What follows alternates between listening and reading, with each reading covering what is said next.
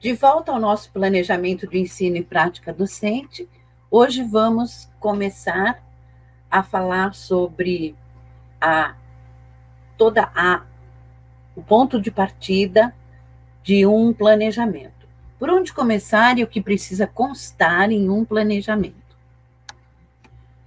O que é planejamento, né? Nós sabemos que um planejamento é um conjunto de ações dentro de um determinado período para se realizar determinadas tarefas, alcançar determinadas metas e chegar a um objetivo inicial proposto. O planejamento educacional é feito num âmbito da escola.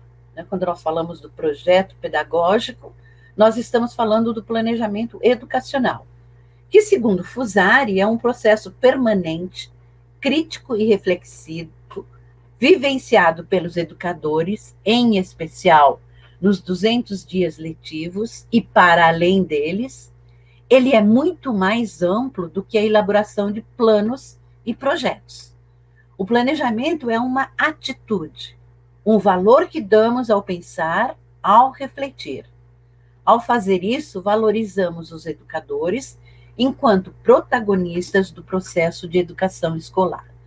Gosto muito desta definição, porque trabalha justamente com essa concepção de processo, né? De avaliação, de reflexão sobre o que foi encontrado, de reproposição, não só lá no começo do ano, ou não só a cada 5 anos na revisão do projeto pedagógico, mas diariamente, podemos dizer. Né? Se nós fazemos uma avaliação processual, uma autoavaliação, enquanto gestores, professores, e anotamos e refletimos sobre isso, nós estamos fazendo um processo permanente. Esta política educacional, ela está subordinada a políticas educacionais do governo. Então, vou lembrar rapidamente aqui, né, que nós temos planos, diretrizes para o currículo e avaliação institucional. Então, quando nós falamos do nível federal, nós temos o Plano Nacional de Educação, tivemos as PCNs, os Parâmetros Curriculares Nacionais, as diretrizes curriculares nacionais. Desde 2017 temos a Base Nacional Curricular Comum, e esses planos e essas diretrizes são aplicadas e são avaliadas por eventos como o ENAD, Prova Brasil, Avaliação Nacional de Rendimento Escolar, Avaliação Nacional de Educação Básica, isso em termos federais. Claro que eu não estou trazendo tudo, mas estou trazendo o básico. Na dimensão estadual, nós temos o Plano Estadual de Educação, as diretrizes estaduais, em cada estado da federação, nós temos especificidades, tanto nesse plano estadual quanto nas diretrizes, e temos, por exemplo, um exemplo de avaliação institucional, que é proposta pela Secretaria de Educação do Estado de Pernambuco. E temos, a nível municipal, os planos municipais de educação, que são para a educação infantil e séries iniciais, a proposta curricular do município, que é realizada a partir do plano municipal, com respeito ao plano estadual e seguindo as diretrizes do Plano Nacional de Educação. E alguns municípios têm o seu próprio plano de avaliação, programa de avaliação de desempenho. Quando falamos do planejamento educacional, nós vamos para o nível da instituição. Então, a escola de ensino fundamental, de educação infantil, de ensino médio, que é da educação básica, ou a universidade, a educação superior, as faculdades, os centros universitários.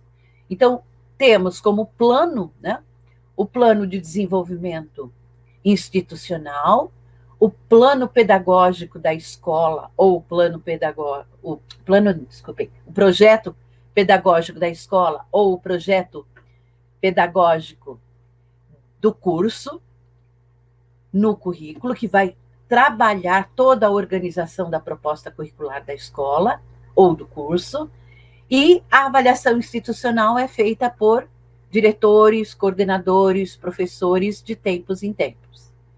E na sala de aula, nós temos o plano de ensino, que é desdobrado nas unidades didáticas e que são desdobradas nos planos de aula. Qual é o currículo? O currículo é aquele do maior da Base Nacional Curricular Comum, do projeto pedagógico da escola, e nós vamos trabalhar com um currículo em ação. O que significa isso?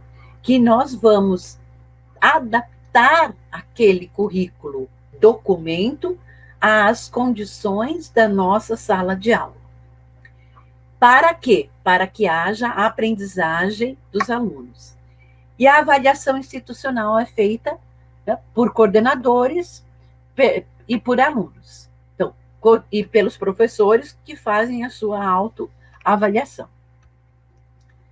Qual que é a participação docente na construção do projeto pedagógico da escola ou do curso? Bem, nós sabemos que a maioria das vezes esse projeto é feito por um grupo de pessoas e às vezes até em certas situações por uma única pessoa. Mas como professores nós temos a responsabilidade de participar dessa construção, dessa permanente retroalimentação do projeto pedagógico. Então, a Zanha, lá em 2002, dizia: tudo é relevante na teia das relações escolares, porque todas elas são potencialmente educativas ou deseducativas. Desde o porteiro da escola, a merendeira, o motorista que transporta as crianças, a secretaria, com a sua secretária e os outros servidores, os diretores, o corpo pedagógico, certo? Todas as ações e os envolvimentos entre estas pessoas são ou educativos ou deseducativos. Ensinar bem, por exemplo, não é apenas ensinar eficientemente uma disciplina, mas é também ter êxito e integrar esse ensino aos ideais educativos da escola. Então, se eu sou professora de uma escola A, eu preciso estar em consonância com os ideais dessa escola, com o projeto pedagógico dessa escola, ou do curso onde eu estou trabalhando. O importante é a motivação e o empenho comum numa reflexão institucionalmente abrangente e o firme propósito de alterar práticas nos sentidos indicados por essa reflexão. Isso é muito importante porque, por exemplo, quando nós estamos falando de educação inclusiva, que eu acho que é uma redundância, porque a educação tem que ser inclusiva, ela não pode ser responsabilidade apenas nossa, professor. Ela precisa ser uma responsabilidade de toda a escola, de toda a instituição. Então, se eu penso dessa maneira e eu participo desta elaboração ou reelaboração do projeto pedagógico, eu explicito a minha voz e os que pensam como eu também explicitam a sua voz, nós podemos criar uma onda que vai envolvendo toda a comunidade, de fato, nessa educação inclusiva. E isso não é só para a educação inclusiva, mas para qualquer ação que façamos na escola para a aprendizagem dos alunos. Ainda o Azenha diz: elaborar o projeto pedagógico é um exercício de autonomia. Eu não vou só aceitar o que os outros estão impondo. Eu vou questionar, vou refletir e vou entrar em consenso, apresentando também as minhas perspectivas. Essa é a visão que a gente tem da participação docente na construção do projeto pedagógico. E essa construção, ela tem 3 níveis. O ato situacional, que é exatamente a contextualização, né, que precisa estar presente com a visão da instituição, dos professores, né, como compreendemos a sociedade atual, como se caracteriza o contexto social, onde esse profissional, esse estudante com o qual eu estou trabalhando vai atuar. Se eu estou falando de uma universidade, qual é o papel da universidade? Se eu estou falando da educação básica, qual é o papel da escola? A quem ela serve? Ela serve a interesses outros ou ela serve à aprendizagem dos alunos? Que experiências ela propicia ao aluno? Que outras questões você apresentaria? Reflita, certo? Reflita como participante dessa construção. Então, quando eu digo a quem ela serve, é claro que essa aprendizagem do aluno não é uma aprendizagem com um fim em si mesmo. É uma aprendizagem que agregue valores para esse aluno se tornar um indivíduo solidário, um indivíduo mais humano, um indivíduo questionador e crítico, mas também propositivo, um indivíduo capaz de transformar a sociedade naquilo que ela não precisa ter, naquilo que ela é excludente, naquilo que ela é desumana. Em segundo lugar, nós temos o ato conceitual, né? Em face da realidade descrita e analisada no ato 1, quais as concepções se fazem necessárias para atingir os objetivos definidos? Qual é a concepção externa à escola, à instituição, e quais são as concepções internas? Então, o que eu entendo por sociedade, o que eu entendo por tecnologia, o que eu entendo por trabalho, por educação, por currículo. Eu, professor, preciso ter consciência disso, e junto com os meus pares e com os outros participantes da comunidade que está elaborando ou relaborando o projeto pedagógico, precisamos ter consenso, precisamos ter unidade. E os conceitos internos. O que é uma escola? O que é uma universidade? Para que serve a gestão? Qual o conceito que eu tenho de ensino? Qual o conceito que eu tenho de aprendizagem?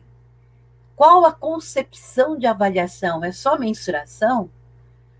Há 10 anos atrás, em uma outra universidade onde eu trabalhava, fizemos um curso para os professores de engenharia, de administração, de arquitetura. E na primeira aula trabalhamos com o conceito de avaliação. E era interessante como a maioria deles tinha avaliação como mensuração de resultados. Só mensuração. Avaliação é só isso? Né? Ou avaliação é uma apropriação consciente de onde nós, professores, chegamos com os alunos, do que os alunos conseguiram, quão perto eles estão, ou quão distantes daqueles objetivos que nós propusemos lá no início. E o terceiro aspecto é o ato operacional, né? Quer dizer, a redação, a elaboração e a redação do projeto pedagógico que demonstre o que nós pretendemos, né, ao longo do período de um curso, daquela escola, daquela instituição universitária. Então, quais são as decisões metodológicas? Como redimensionar a organização do trabalho pedagógico, a partir de tudo aquilo que nós colhemos nos 2 atos anteriores? Que tipo de gestão se propõe para o curso? Uma gestão autoritária, uma gestão participativa, uma gestão completamente liberal? Que tipo de gestão se propõe para as disciplinas? Cada professor dá o que quer, um professor não conversa com o outro, ou se estabelece aí uma comunidade de prática? Que procedimentos de avaliação são propostos?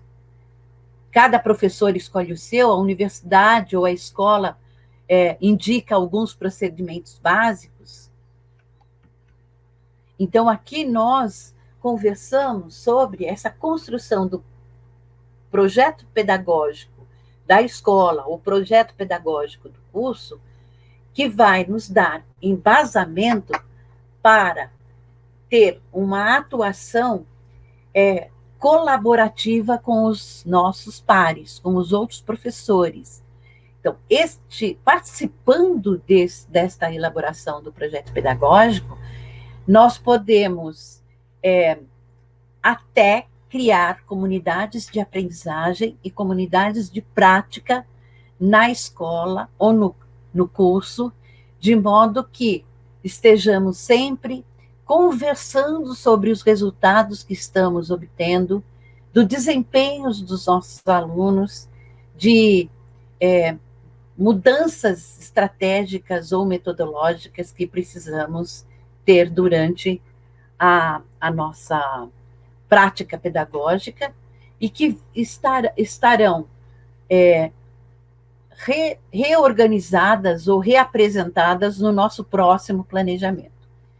Então, esta visão é de que um planejamento não é feito no primeiro momento que eu entrei naquela instituição e nunca mais eu vou pegar esse planejamento, vou continuar trabalhando com ele.